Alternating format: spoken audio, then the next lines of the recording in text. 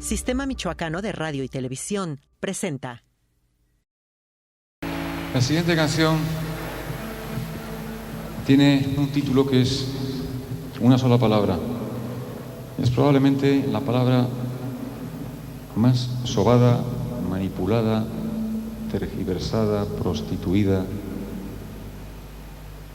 exhaustada que yo conozco. Y es también probablemente la palabra más bonita de cualquier idioma. Libertad. ¿Para qué seguir respirando si no estás tú? Cantaba Luis Eduardo Aute en la década de los 80. Y sí, en nuestra actualidad plantearnos no ser libres es parecido a plantearnos estar muertos. Desde la Revolución Francesa, la concepción que tenemos de la libertad, al igual que a lo largo de la historia en todas las grandes transformaciones sociales, ha cambiado, se ha reinventado y se ha incluso asumido de forma distinta. Con la llegada de las redes sociales y las continuas convulsiones políticas en el mundo, en nuestro país y en nuestro estado, el concepto de libertad nuevamente toma relevancia en la discusión política, principalmente una de sus variaciones, la libertad de expresión. Con una crisis de seguridad a nivel nacional que se ha recrudecido en los últimos años, la labor periodística también ha sido alcanzada por este mal, volviendo a nuestro país y propiamente a Michoacán en uno de los lugares más peligrosos del mundo, según cifras de organizaciones internacionales, para llevar a cabo esta labor. Después de las campañas mediáticas contra algunos actores políticos en el país, los grandes medios de comunicación perdieron credibilidad. Tras la marejada de infodemia que hoy abunda en redes sociales y portales digitales, la idea de libertad de expresión se ha ido mudando al terreno individual. Hoy se habla, en ocasiones de forma irresponsable, de este concepto como si fuese un derecho que debe permitirnos expresar lo que se nos ocurra desde nuestras plataformas, desde nuestros perfiles, desde nuestros espacios. Con un presidente de la República que responde todos los señalamientos a diario en su conferencia mañanera, que da la cara pero también contrasta la información de frente a los periodistas. Yo tengo otra información. Con números negativos que demuestran que la principal violencia ejercida contra este gremio surge de funcionarios públicos locales, más que de grupos delictivos con publicaciones recurrentes que incitan al odio en diversas plataformas, con la censura de medios internacionales que no simpatizan con el discurso occidental. El Sistema Michoacano de Radio y Televisión, como medio público, sabe que la delgada línea entre la libertad de expresión y el respeto, hoy más que nunca, parece endeble, frágil, y que en ocasiones, se rompe. ¿Qué es la libertad de expresión? ¿En qué se fundamenta? ¿Existe en México? ¿Michoacán es peligroso para ejercer esta labor? Apelando a que somos territorio liberado y que como medio público ponderamos y abanderamos la libertad de expresión, apelando a que somos el medio y la voz de todos los michoacanos y que todas las voces tienen cabida en nuestros espacios de reflexión y debate, el día de hoy, 3 periodistas intentarán respondernos estas y otras interrogantes con peras y manzanas.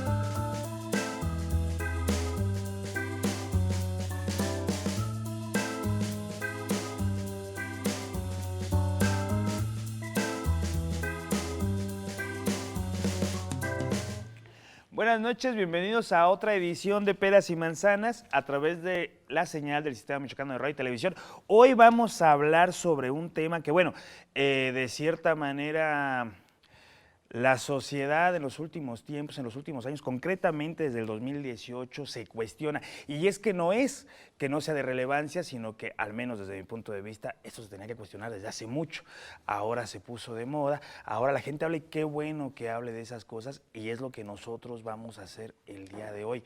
Libertad de expresión, hasta dónde llega, dónde comienza, en qué se fundamenta, una serie de cosas, el ejercicio periodístico, de qué manera se puede ejercer el periodismo sin arriesgar la vida, de todo eso y más vamos a hablar el día de hoy y vamos a presentar a nuestro panel pretendiendo explicar todo esto con peras y manzanas, ¿no?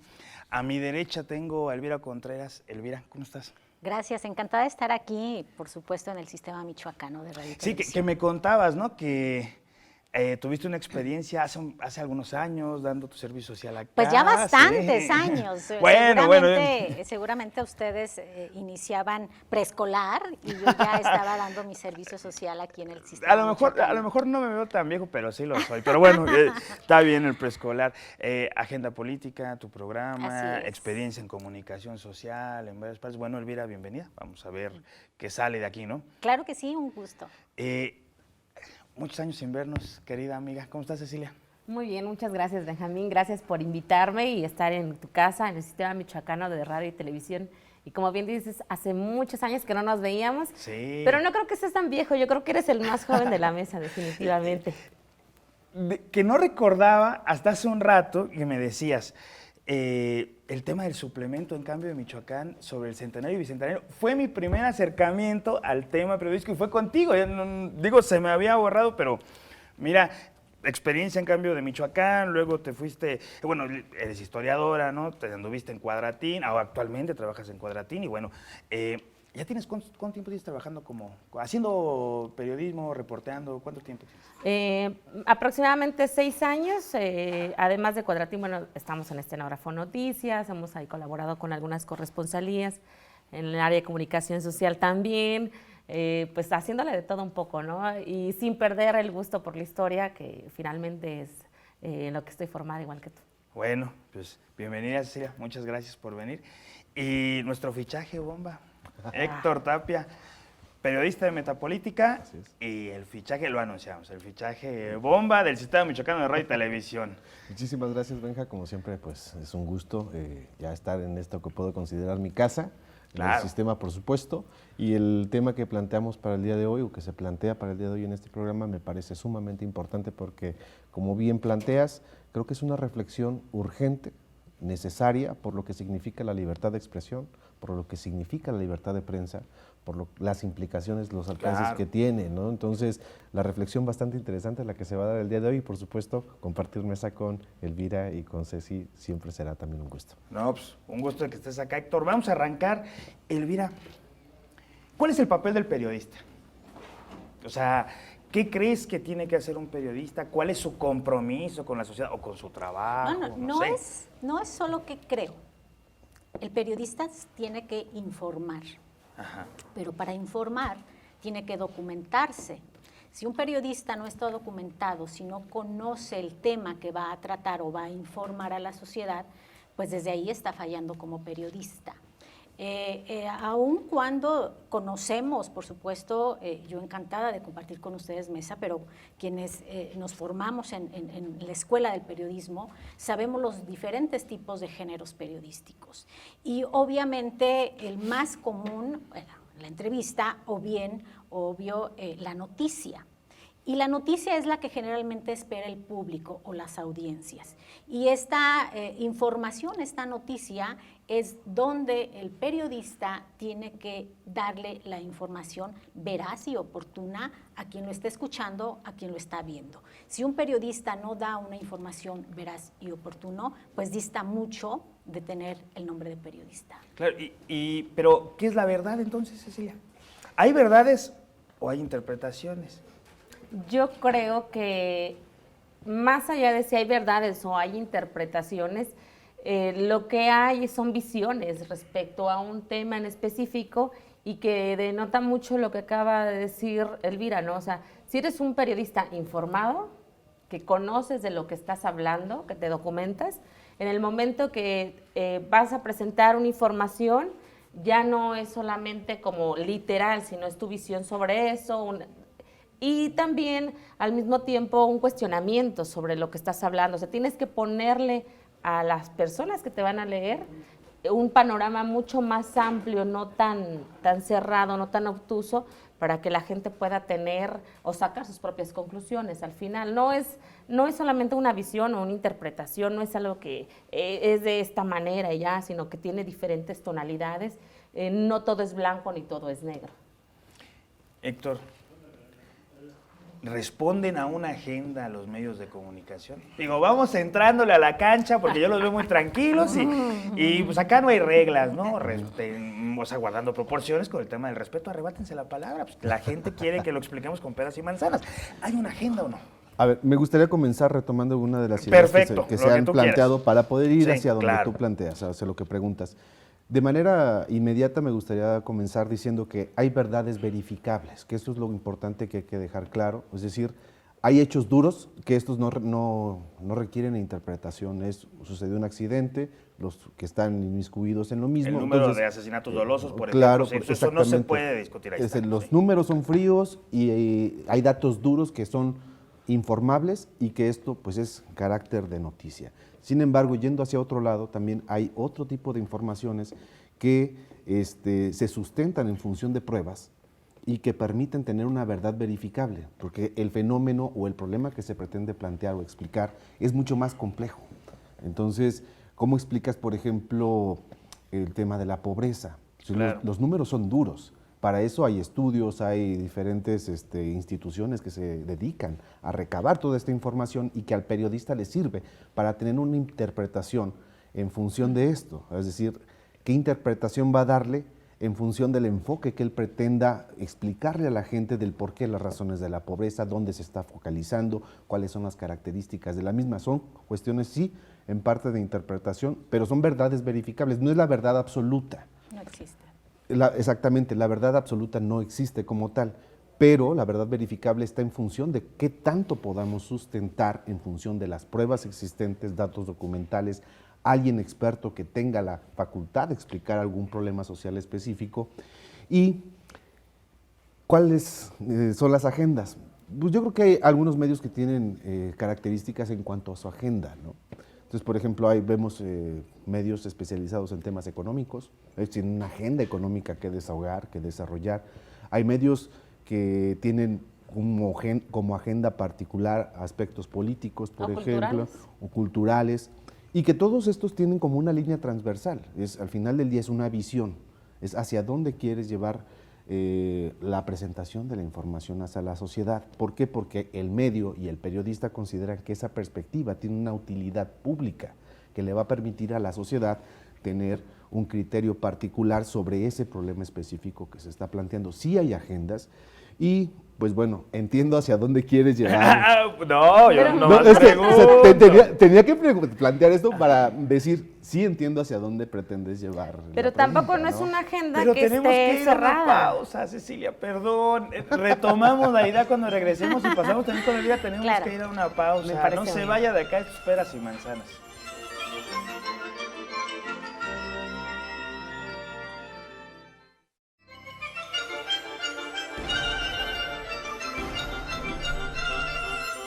Estamos de vuelta, le quitamos la palabra a Cecilia. Perdón, Cecilia. Y luego pasamos con Elvira. Adelante. Claro.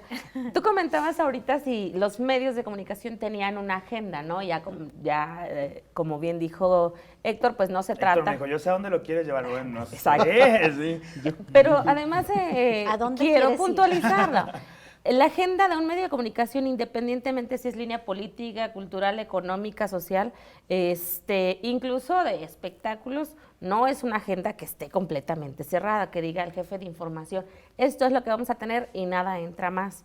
También está determinada por los actores políticos que están en las esferas del poder, ¿no? O sea, obviamente que si sale el presidente de la República a hablar sobre un hecho tan importante como fue lo de hace unos días en San José de Gracia, claro que se tiene que retomar y eso claro que influye en la manera en que informa tanto el periodista como el medio de comunicación. Es algo que no puedes dejar es una agenda del medio de comunicación, está determinado por lo que se quiere, por lo que interesa a los lectores, porque eso también lo determina, y por lo que está diciendo el político o la esfera del poder.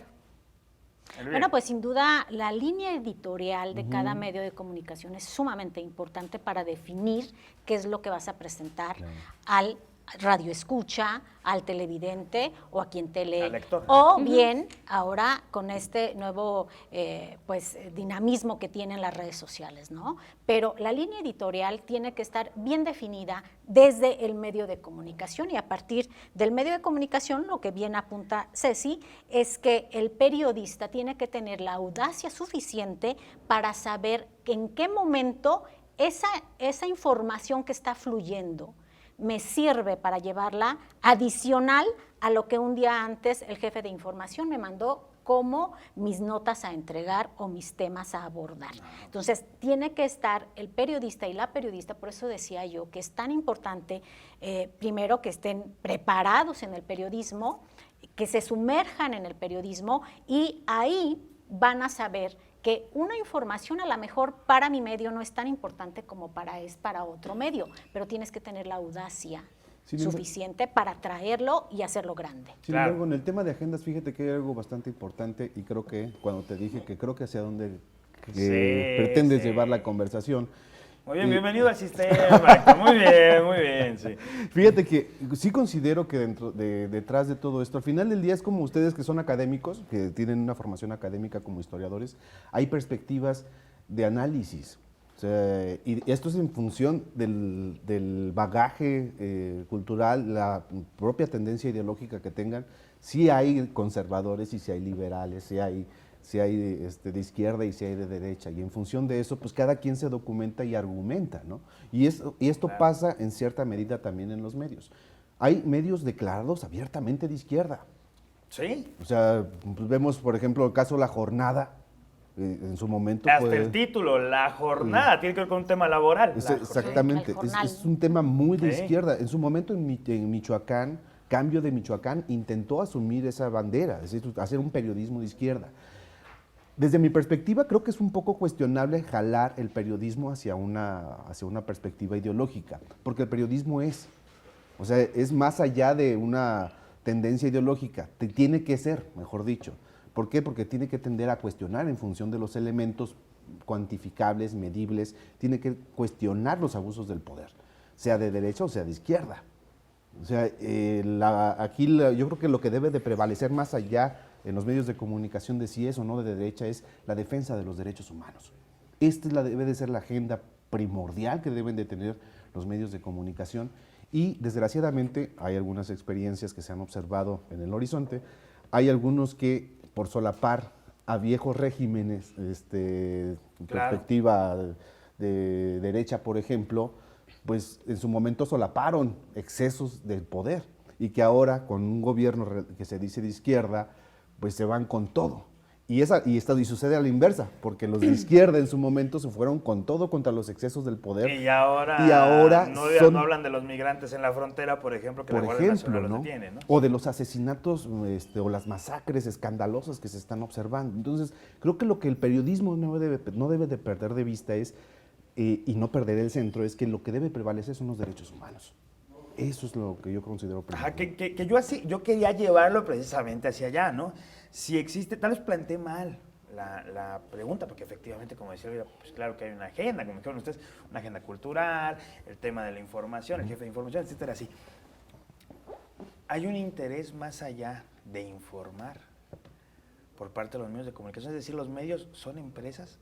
Pues claro. Son negocios, y como tales responden a un interés económico, ¿no? Sin duda. Propiamente diseñado, enmarcado en, pues en ciertos personajes que responden a ciertos intereses, ¿no? Bueno, yo creo que ahí te voy a interrumpir, ¿no? Y que muchas veces se pierde de vista, y que en otros países la verdad no hay esa complicación, ¿no? Un medio de comunicación es una empresa, sí. ¿Tiene que mantener empleados? Sí. ¿Qué es lo que ofrece ¿Tiene que firmar a quien convenio sea? con los gobiernos? Escucha, ese espacio es publicitario.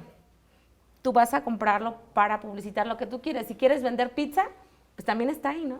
Puedes contratar un espacio publicitario para vender pizza, meter tu comunicado o ofrecer X cantidad de productos que a ti se te antoje, ¿no?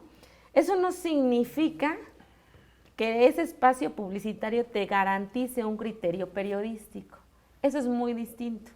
Y es ahí donde luego pues se genera esta confusión, que porque te contrata un espacio publicitario para presentar un comunicado de una acción o trabajo, pues ya por eso me tienes que dar trato excepcional, ¿no?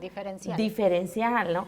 Ahí es donde está la diferencia. No es que respondan a intereses de quienes los contratan, sin embargo, en la práctica y en lo ejecutivo, sí se presta a que te den ese trato diferencial, porque si no me lo das, entonces ya no te pago. Y muchos de los ingresos de todos los medios de comunicación en general, pues depende en gran medida de lo que paga gobierno, de los 3 órdenes de gobierno. Bueno, yo creo que los medios han cambiado bastante, desde mi época hasta ahora que ustedes ejercen el periodismo. ¿Y a qué me refiero? Anteriormente, los medios de comunicación, bueno, bien dice Ceci, bien apunta tú, Benjamín, son empresas, son negocios. Pero anteriormente estos espacios publicitarios que se vendían eran a las empresas, y los pocos o muchos convenios que se hacían, y hablo en plural, porque el gobierno le permitía hasta antes de 2003 crear compromiso por dependencia con los medios de comunicación. A partir del 2003 hablando, perdón que te interrumpa, propiamente del gobierno estatal. Hablando del gobierno estatal. Entonces, le permite a los medios en aquel momento, que todavía no existían los lineamientos en materia de comunicación social del gobierno del estado de Michoacán, le permite a cada dependencia o entidad contratar espacios. Pero ¿qué hacía el medio de comunicación? El medio de comunicación, a quien le vendía la publicidad era a las empresas, llámese cual sea. Y el convenio que signaba con alguna dependencia de gobierno le servía como si fuera su ganancia, pero él ya tenía captado o capturado el pago para sus empleados.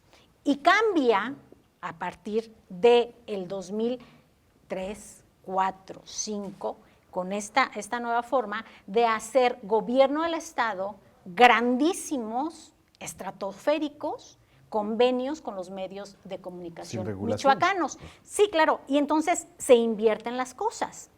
Entonces, ya ahora su ingreso más fuerte de un medio de comunicación son los convenios con los diferentes gobiernos. Y con las figuras públicas. Claro, y directamente en lo personal, de hecho, hay compañeros que en lo personal hacen trato, y bueno, es cada quien como quiere ejercer o pretende ejercer el periodismo, pero es bien cierto. Si tú pierdes de vista, como bien dice Héctor, si tú pierdes de vista la razón del periodismo o del periodista, pues ahí estás mal. Si tú, porque eres de derecha o eres de izquierda, informas de acuerdo a tu conveniencia, bueno, entonces no le estás dando la información real a la persona. Y fíjate que, bueno, estamos tocando un tema bastante importante, me parece, para el tema periodístico, que creo que es la discusión que se ha olvidado durante mucho tiempo, y es por eso que la sociedad misma y la propia iniciativa privada respalda a ciertos medios que de alguna manera creen que les representa que ahí se difundan sus mensajes. Respalda económicamente, es a lo que me refiero. Hay un cálculo estimado más o menos que se exhibía en un documental de la Comisión Nacional de los Derechos Humanos, de que el 80% de los recursos que reciben los medios de comunicación en México provienen del sector público. Claro. 80%. ¿Sabes qué significa eso? Que si la perspectiva ideológica de quien está al frente de un área específica de comunicación no le convence, porque o sea, él tiene su corazoncito ideológico, no le convence lo que estás planteando, tiene la facultad de dejarte absolutamente fuera de cualquier contratación. Pasó ahora con Nexos, por ejemplo, con todo la camarilla de Héctor Aguilar Camín. Es que muchos también han encontrado mecanismos. Que a mí me encanta que haya pasado eso, pero bueno, perdón. No, claro, es que la discusión es mucho más amplia de lo que parece. Las viejas formas o viejos esquemas que planteaba Elvira permitía que se signaran grandísimos contratos, obscenos contratos con algunas empresas y o periodistas en materia de comunicación y difusión, sin que tuvieran los efectos quizá que ellos pretendían. E incluso hay elementos a estas alturas del partido para pensar que se utilizaban esos mecanismos para lavado de dinero. Incluso algunos jefes de prensa se llegaron a convertir en socios de algunas empresas periodísticas para que, una vez concluidos los gobiernos en los que participaron, pudieran tener una empresa de participación, ahí un recursito, ¿no? Claro. Entonces, eso es solo sumamente cuestionable. ¿Por qué? Porque los mecanismos de lucha contra la corrupción son muy escasos, están muy reducidos. Y esto ha ido en detrimento de la actividad periodística. Entonces, la gente evidentemente se ha sentido traicionada, como casos como Carlos Loret de Mola con el montaje que se hizo. Entonces, ¿cómo le crees a un periodista de este tamaño, no? O sea, ¿tiene razón en el decir que se están agrediendo a la prensa? Sí, porque hay en general, la mayor cantidad de agresiones son por parte de las instituciones públicas. Qué bueno que tocas eso, porque vamos a ir a una pausa y es a donde quiero que aterricemos para después pasar y hablar del ejercicio periodístico en México y en Michoacán. Si es peligroso o no, cómo hacerlo sin arriesgar la vida. Pero qué bueno que tocas eso porque vamos para allá. A mí me gustaría preguntarles y que me respondan regresando, ¿no? Entonces, ¿el presidente ataca a los medios de comunicación o no ataca a los medios de comunicación? Cuando yo hablaba del interés económico no me refería propiamente al espacio publicitario, sino al interés del dueño de los medios de comunicación, que creo que tiene una agenda, como ya lo decías, incluso desde temas de lavado de dinero hasta otras cosas, negocios, qué sé yo, legales tal vez, también los hay. Pero bueno, eso, vamos a ir a una pausa y regresamos. Esto es Peras y Manzanas.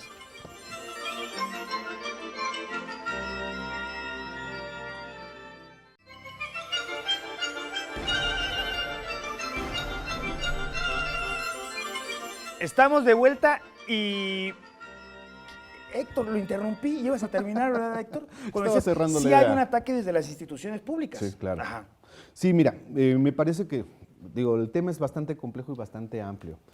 Retomo esa idea como idea primaria. Los mecanismos de contratación han servido para alimentar un aparato de corrupción que ha existido durante muchísimo tiempo. ¿Cuánto se destinaba, por ejemplo, en gobiernos federales anteriores para enriquecer empresas como Televisa o TV Azteca? O sea, fueron escandalosos los contratos que durante mucho tiempo se sostuvieron. Ahorita hay una gran pugna a nivel nacional sobre la cantidad de recursos que se destinan a las empresas, sobre todo porque, insisto, no había mecanismos para transparentar cuánto, a quiénes, por qué conceptos. Aspectos que se replicaron a nivel estatal, en los gobiernos estatales, y Michoacán, pues bueno, aquí lo hemos observado, y ha habido escándalos también bastante mayúsculos. Pero bueno, ese es en cuanto al tema de la contratación, lo que ha ido en detrimento de la credibilidad del ejercicio periodístico. Y esto ha llevado a que la ciudadanía ya no consuma tanto los medios de comunicación.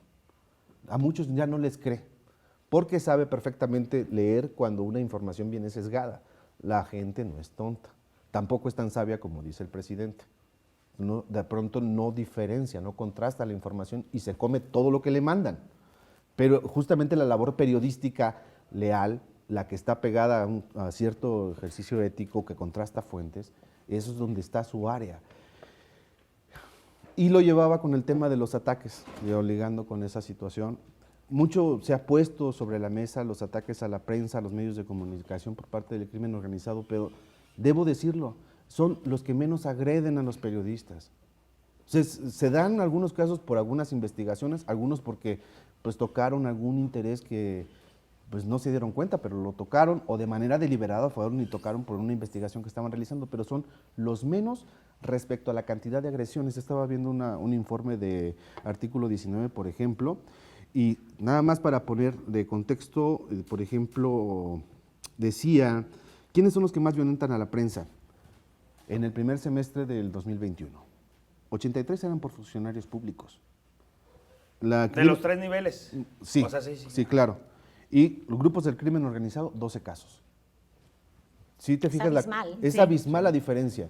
Y es efectivamente donde nos encontramos la mayor cantidad de agresiones, la intimidación, o el acoso, que también, o la amenaza.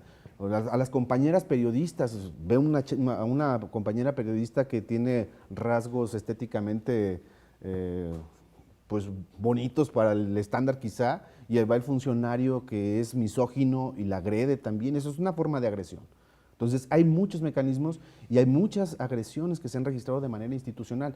Lo del presidente, yo sí lo dejo y lo apunto de esa manera. Me parece que si bien él tiene todo el derecho por su libertad de expresión, de señalar, porque además es un cuestionamiento que nosotros los medios tenemos que hacernos, nosotros tenemos que iniciar nuestra propia limpia, nuestra propia purga en lo que nos desempeñamos, pero creo que está jugando un juego muy riesgoso al no confrontar. Sí, me parece que sí está agrediendo a la actividad periodística en general, porque a veces generaliza y en las generalizaciones nos vamos todos. Entonces me parece muy riesgoso el juego que está siguiendo y sí está teniendo ciertas agresiones hacia la actividad periodística en general. Pero bueno, interrúmpeme, Ceci, por favor. Quítele el balón a Héctor. Sí. Creo que sí está el tema de la agresión directa, como es no generalizada, como tú comentas, pero además de eso está dividiendo, ¿no? Bien dicen, divide y vencerás. A mí me parece que es una de las grandes apuestas del presidente de la República. Divide y vencerás, ¿no? Genera esta controversia con los ciudadanos, de pie, que es gente humilde, que se come todo lo que le cae a través de las redes sociales, porque ya ni siquiera se dan a la tarea de meterse a un portal de noticias y tener identificado un medio de comunicación como algo veraz, aunque para unos no lo sea, que para él lo sea. Ahora se mete, ve en grupos y ya, ¿no? Y porque dijo el presidente que este es esto y aquello lo otro, pues ya todos son iguales, ¿no? Creo que eso no abona en nada, ni al conocimiento de la información, ni al ciudadano, a formar un ciudadano informado, ni a tratar de reconstruir relaciones entre la comunidad. La gente se pelea por lo que dijo el presidente hoy en la mañana y en la tarde dijo otro. Y algo que a mí me parece bastante desagradable, honestamente, de cualquier funcionario público, es que los periodistas se dedican un tiempo a armar una investigación, así le tome 3 días o 3 meses, llega, la presenta, lo cuestiona con datos oficiales y se aplica la de, no, es que las cosas no son así. Y como lo dijo fulano perengano, a la basura esa investigación porque el funcionario dijo, tengo otros datos, ¿no? Entonces creo que también eso es una forma de agredir y burlar el trabajo de quienes sí le están dedicando tiempo, ¿no? Sin embargo, creo que, y voy a meter este otro tema, creo que estamos ya entrando, los medios de comunicación entrarán a un proceso de crisis, porque quienes están en crisis desde hace... Pero todavía, creo que un poco más aguda, ¿no? Porque ahora quienes más leen o quienes más están en las redes sociales son gente de entre 18 a 24 años, de 18 a 28 años, que tienen otros criterios para conocer y acercarse a la información, ¿no? Y entonces los medios de comunicación tendrán que reinventarse, porque ahora ya no se trata nada más de aventar información al ruedo, sino de acaparar a quienes ahora nos van a leer en 5, 10 o 20 años. Bueno, pues sin duda, por supuesto que el presidente de México y cualquier funcionario tiene la libertad de expresión. Bueno, el artículo 6º y 7º te lo garantizan, es una garantía que tenemos todos los nacidos en México y el 19 a nivel mundial de la Ley de los Derechos Humanos. Eso es innegable, pero también existen otras leyes y es la ley de los servidores públicos. Y los servidores públicos sí tienen un límite a su libertad de expresión. No pueden ir agrediendo al ciudadano. Y si nosotros como periodistas nos ponemos como ciudadanos, no puedes agredir mi trabajo. Y hay otro elemento más que pudiera decir el presidente de México, es mi derecho de réplica. Pero el derecho de réplica no es descalificarte, es mostrar las pruebas que descalifican tu información, no a ti. Exacto. A la persona, si tú quieres que no te descalifique a ti como funcionario público, empieza por respetar mis derechos a no ser descalificado como individuo. Pero el trabajo que tú haces, el trabajo que realizas como funcionario público y o en un cargo público ganado a través de una elección, yo como periodista sí puedo ver el trabajo que tú estás realizando, sí puedo analizarlo, sí puedo señalarlo y en un momento determinado tú tienes el derecho de réplica al trabajo, no a la persona. Las personas tienen que ser respetadas unas y otras. La única forma, y yo agregaría a esto que acabas de apuntar, que me parece, y coincido plenamente contigo, Elvira, la única forma en la cual se podría, yo creo, señalar a un periodista es como cualquier otro ciudadano, con elementos jurídicos o judiciales, porque esté cometiendo algún acto fuera de la ley. Pero incluso, si hubiera estos elementos, no pueden hacerse públicos, porque se altera el debido proceso. Si hay una investigación, tiene que seguirse y sancionarse si este periodista o este comunicador en específico, cualquiera que sea, cometió un acto ilegal. Entonces sí, que sean las instancias judiciales, por eso está el Poder Judicial, quien tendrá que definir si un periodista está bien o mal. No podemos hacer juicios sumarios, es como poner el manto moral por encima de todo y juzgar a cualquiera que diferencie con nosotros. Creo que esa es una situación bastante complicada. Pero luego usan la ley a su favor, por ejemplo. Sí, tenemos que ir a un corte, perdón. Sí, siempre te toca. Sí, se pone aquí interesante. Tenemos que ir a una pausa, pero regresamos con Ceci, sí. Y me gustaría para irle dando salida. Ya nos dio datos, Héctor, del tema de cómo amedrentan a los periodistas, incluso los funcionarios, mucho más que el crimen organizado.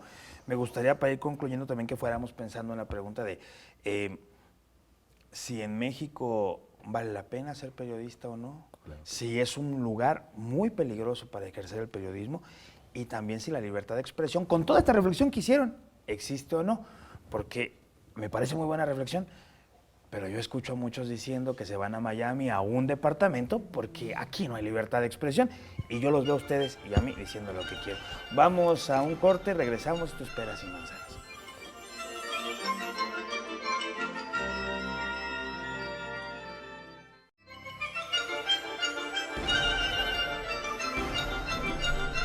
Estamos de vuelta. Interrumpí a Cecilia. Aquí estaba Héctor.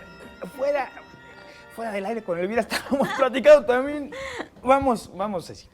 Lo que yo quería complementar un poco a lo que dice Héctor, no, que no puede hacerse público, sin embargo ya vimos que sí pasa. ¿En qué momentos pasa? El mismo Código Nacional de Procedimientos Penales lo permite, que si la investigación que se está haciendo en contra de una persona está vinculada a un acto de corrupción o delitos de lesa humanidad, eso amerita que todo sea público. No, sin embargo, a lo que voy es que no sea público señalado como lo hace el presidente. Claro. O sea, es decir, hay investigaciones periodísticas que también destapan la cloaca de la corrupción y es ahí donde está completamente permitido, pero que no se le atribuya una declaración a alguien, porque eso entorpece las investigaciones.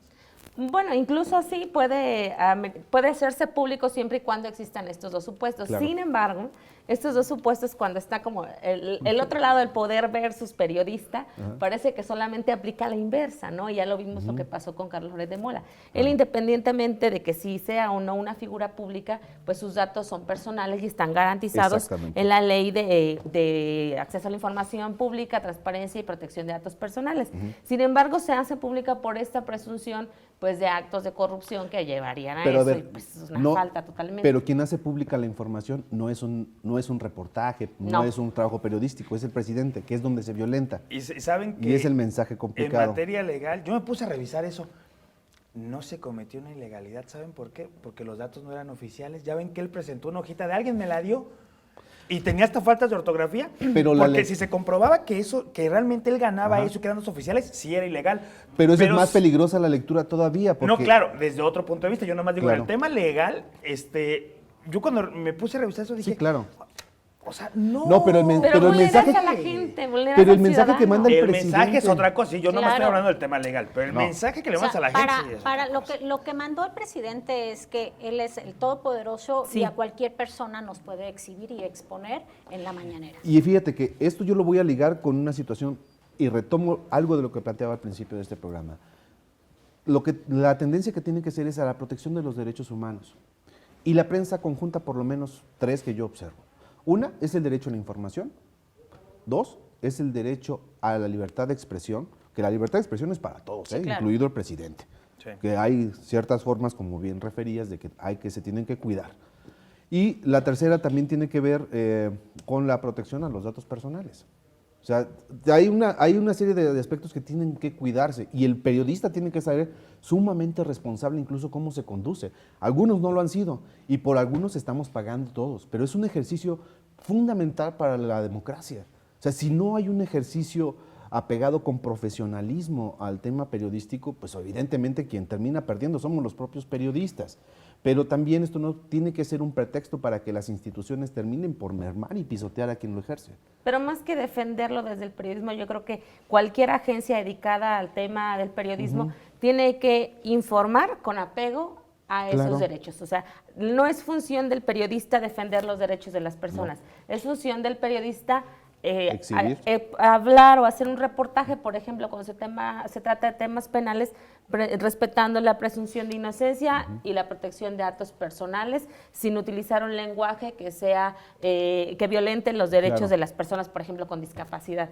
Pero eso no significa que esté defendiendo sus derechos, solamente está conduciéndose con apego a derechos. Sin embargo, está la otra cara de la moneda. Muchos periodistas no quieren capacitarse en temas de derechos, no les gusta. Y entonces, ¿qué vemos? Vemos encabezados como los del metro en la Ciudad de México, que dice, violóla con una pistola, ¿no? Por ejemplo. Entonces, ese tipo de periodismo, que además es ridículo, pero la gente le encanta, lo consume, ¿no? Recuerdo haber visto una cabeza donde está una señora que dice, se aventó del puente y el puente y la muerte lo desprecia, ¿no? Y la mujer sobrevivió. Y tú dices, ¿cómo es posible que eso se le denomine periodismo y la gente lo consuma tanto, mucho más que otras piezas periodísticas que podemos ver en Milenio, en La Jornada, en Excelsior, que habla sobre cultura, la importancia de ciertas manifestaciones culturales en la convivencia de los individuos, ¿no? Yo creo, y acotando al tema al que tú comentas, es cómo es el ejercicio periodístico, ¿es riesgoso o no es riesgoso? Ajá. Y yo creo que definitivo hay fuentes de los compañeros periodistas más riesgosas que otras. Es la policíaca, obviamente, ahí sabemos que las personas como Ceci, pues son valientes, las mujeres que están ahí y que la sujeta, una gran compañera que tiene más de 30 años en esta fuente, bueno, pues son mujeres que han estado ahí, pero son también los hombres que las acompañan y que es un periodismo de mayor riesgo que el que hace el periodismo cultural o el periodismo turístico. Dependiendo de la fuente es el riesgo que tú tienes. Sin embargo, con los datos que nos da Héctor de la violencia que recibe un periodista, hombre o mujer, la mayor parte es de los propios funcionarios de gobierno, llámese municipal, estatal o federal.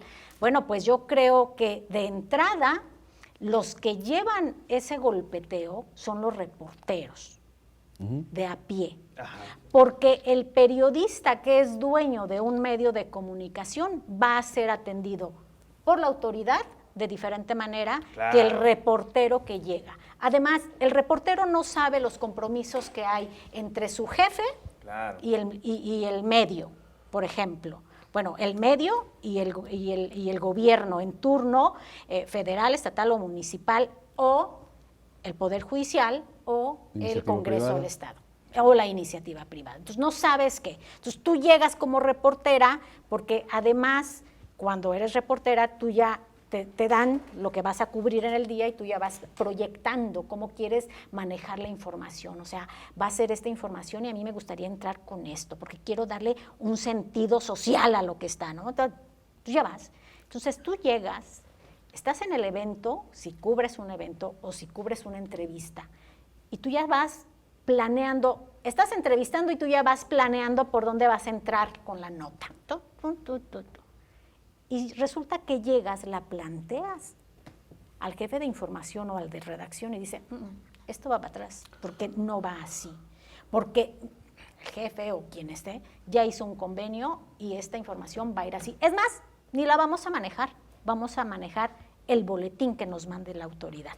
Entonces ahí, desde ahí, el reportero ya está violentado por acá y por la empresa. Entonces, tenemos que ser muy cuidadosos y respetar, por supuesto, el trabajo de cada compañero. Y fíjate que sí, hay varios niveles de análisis que me parecen muy importantes y el tema, yo casi sería como para que se armara toda una temporada de diferentes tópicos, pero por ejemplo, me parece sumamente importante lo que has hecho de diferenciar entre la parte directiva de las empresas y quienes hacen y hacemos el reporteo de manera cotidiana. Porque enfrentan situaciones mucho más complicadas, por ejemplo, salarios indignos, no tienen prestaciones sociales. Claro, eso es cierto, sí. Y esto lleva a que se dediquen a otras actividades económicas para poder subsistir, estar al día sin dejar de hacer lo que les gusta. O hacer, como decía Elvira, ¿no? Perdón que te interrumpa, no sé, el trato con alguien de manera personal, directo. Efectivamente. Sí. Entonces, todo eso evidentemente pues impacta a la credibilidad, impacta al tema específico del propio reportero, que a veces trae su propio interés, porque las condiciones económicas pues son propicias para que él tenga que buscar ese tipo de situaciones.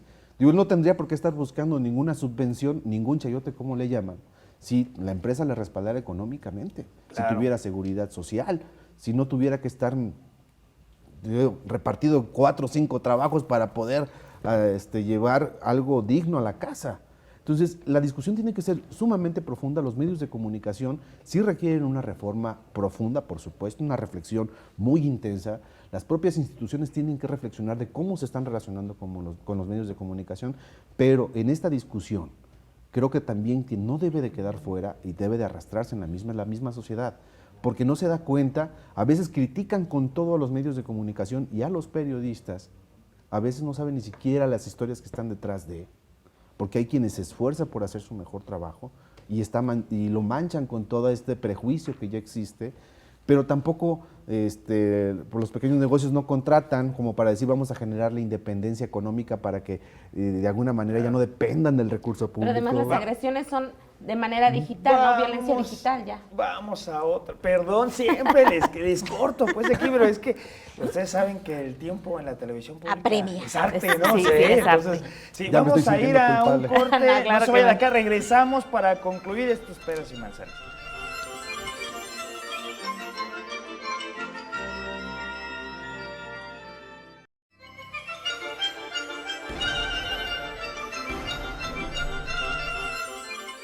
Estamos de vuelta y bueno, le quité la inspiración otra, como por cuarta vez a Cecilia. Vamos a Ya tratar no de quiero hablar, concluir. me voy No, de Cecilia, aquí. perdón. Me siento agredida. Sí. Me siento agredida. No hay libertad de expresión. No, claro que sí.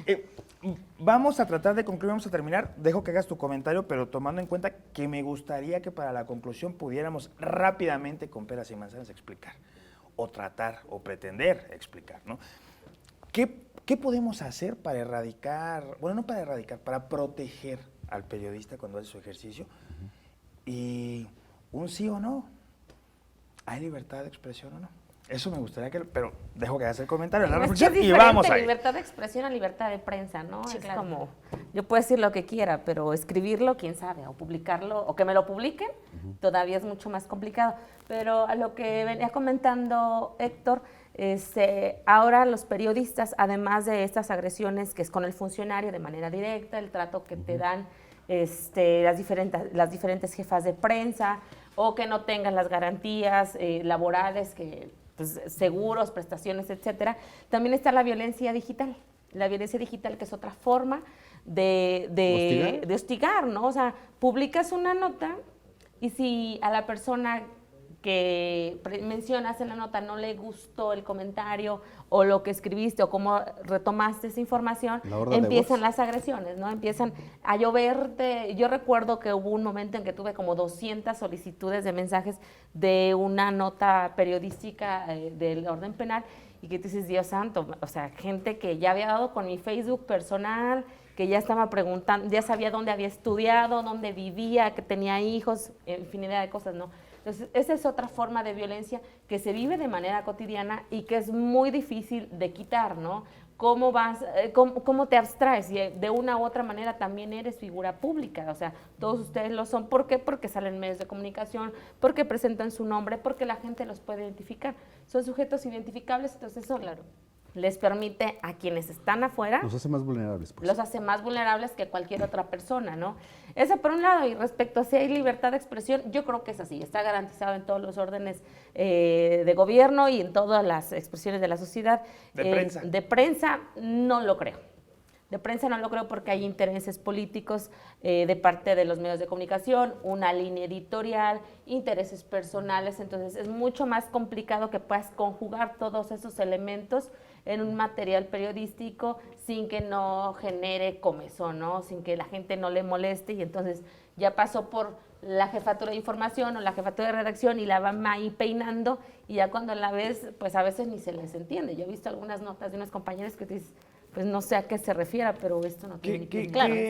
Para poder darle seguimiento, cuidar el ejercicio periodístico y a quienes lo ejercen, ¿qué ¿qué puede hacer el Estado mexicano en sus 3 niveles? O sea, ¿qué se te ocurre a ti, Elvira? Bueno, primero es el respeto al trabajo del periodista, ¿no? El periodista también tiene que respetar a la persona, pero tiene que señalar el trabajo del funcionario.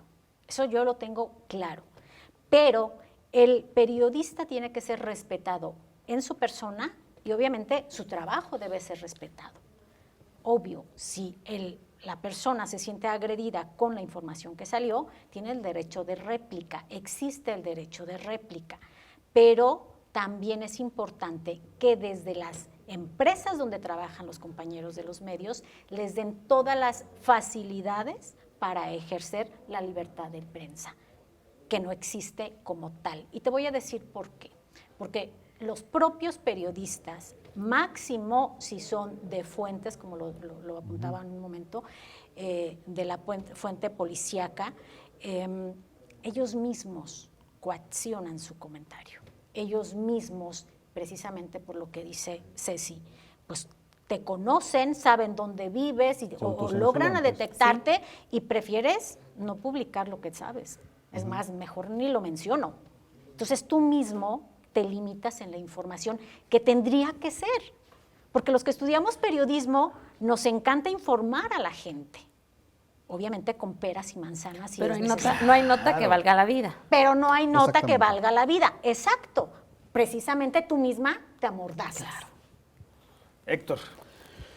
Sí hay libertad de expresión. Coincido plenamente con el planteamiento, me parece que esa diferenciación me parece muy interesante. Claro. No lo había visto desde esa perspectiva, pero coincido con eso. Y que incluso eso tiene que ver hasta con la iniciativa privada, la libertad de prensa, ¿no? O sea, no es tema de un orden gubernamental, sino muchas veces tu jefe de información, ¿no? No, y el tema es de que, hay ciertos niveles del poder, hay ciertos grupos fácticos que están mezclados entre lo político y lo criminal y que no sabes quién es quién. Exacto. Entonces, llega un momento en el que sí, como periodista, dices, ¿sabes qué? El mensaje que quiero dar es este, pero pues a lo mejor no lo digo de esta manera, como una actitud de autocensura, decir, no lo voy a decir como tenía pensado, pero pues voy a buscar los mecanismos pues para por lo menos medio desvelar lo que de alguna manera he descubierto, o lo que ya sé. De esta manera pues no te expones tanto. Con esta cuestión de la autocensura sí se recurre bastante. ¿Y qué se tiene que hacer para proteger? Hay un programa de protección, ¿no? Sí, pero ese es un mecanismo insuficiente cuando las instituciones mismas están acostumbradas. Esa es la primera forma de violencia de las instituciones es no haciendo protocolos ni procedimientos que realmente se cumplan. Esa es una situación, pues ese es un primer momento de violencia. A ver, tengo media hora ni siquiera esperando que me contesten, ¿no? O sea, esa ya es una manera de violentar. Para que puedan no se trata de darle protección a un individuo, o sea, en realidad todos deberíamos de tener esa garantía de prensa y de expresión, ¿no? Sin embargo, el asunto es que México atraviesa un periodo crítico de violencia e inseguridad, donde lo mismo ves a sentarse a platicar o tomarse una cerveza un político con una persona presuntamente criminal, ¿no? Entonces, ¿cómo te le acercas a un funcionario y le dices, oye, fíjate que estoy en esta condición de riesgo? ¿Y qué te hace? Por ejemplo, ya lo tuve, el mecanismo, te dan un papelito y entonces va la policía una vez al X de hora del día y te dicen, ¿está bien? Sí. Ok, ¿te imaginas? Llega la persona que me amenazó y me dispara a las 8 de la mañana y la policía llega a las 4 de la tarde, pues ya me morí, ya estoy, pues es inútil. Lo que pasó en Tijuana, ¿no? Sí, por ejemplo. Yo apuntaría, por ejemplo, que lo que sucede...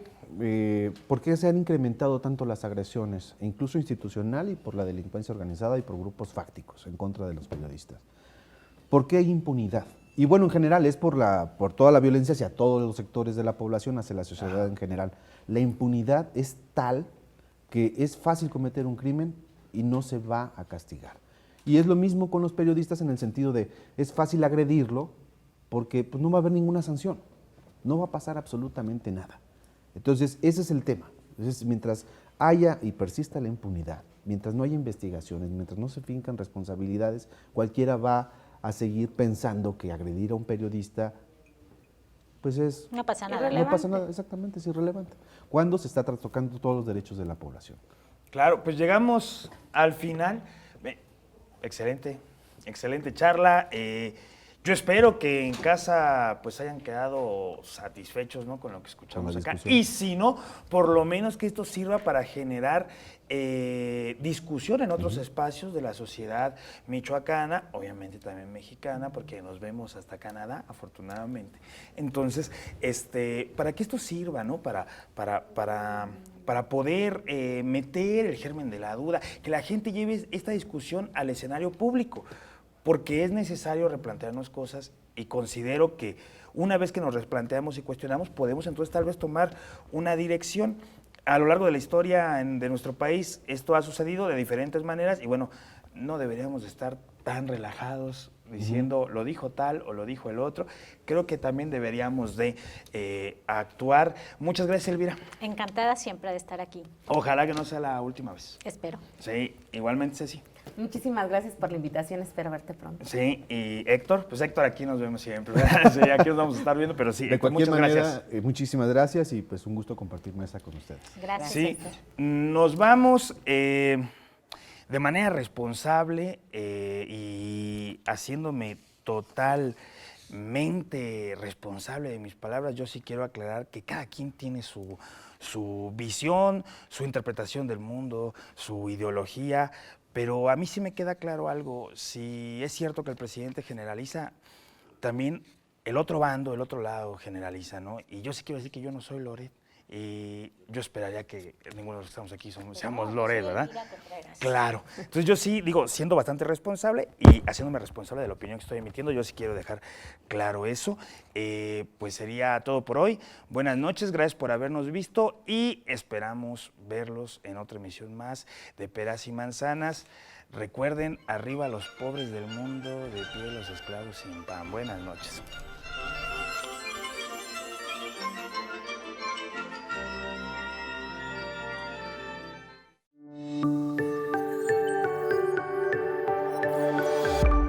Sistema Michoacano de Radio y Televisión presentó